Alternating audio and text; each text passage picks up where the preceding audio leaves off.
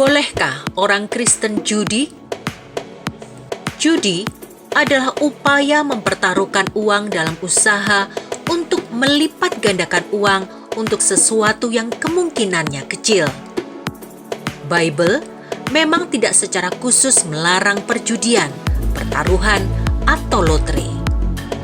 Namun Bible memperingatkan kita untuk menjauhkan diri dari cinta uang. 1 Timotius 6 ayat 10, Ibrani 13 ayat 5. Dan usaha mendapat kekayaan dengan cepat.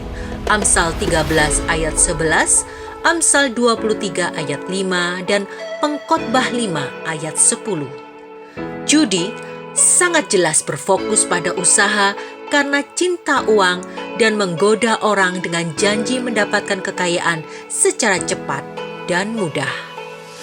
Lalu, apa masalahnya dengan judi?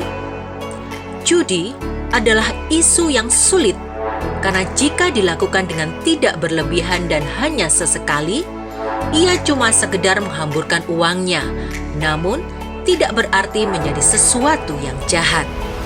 Orang dapat menghamburkan uang dalam berbagai macam aktivitas. Bisa saja seseorang menghabiskan uang untuk hal di luar judi, tetapi hal ini tidak lantas membenarkan judi. Seharusnya kita menggunakan harta untuk kemuliaan Tuhan. Amsal 3 ayat 9. Walaupun tidak secara eksplisit mencantumkan judi, tapi Bible menyebut permainan untung-untungan. Contohnya, melempar undi digunakan dalam kitab Imamat untuk memilih domba yang akan dikorbankan dan domba yang akan dilepaskan. Yosua membuang undi untuk membagi tanah kepada berbagai suku. Nehemia membuang undi untuk menentukan siapa yang akan tinggal di Yerusalem dan siapa yang tidak. Para rasul membuang undi untuk menentukan pengganti Yudas. Amsal 16 ayat 33 mengatakan, undi dilempar ke pangkuan, tetapi semua rencana berasal dari Yahweh.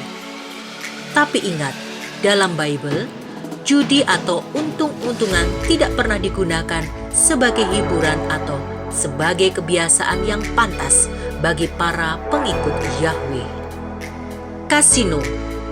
Kasino menggunakan segala cara untuk menarik penjudi mempertaruhkan uang mereka sebanyak mungkin.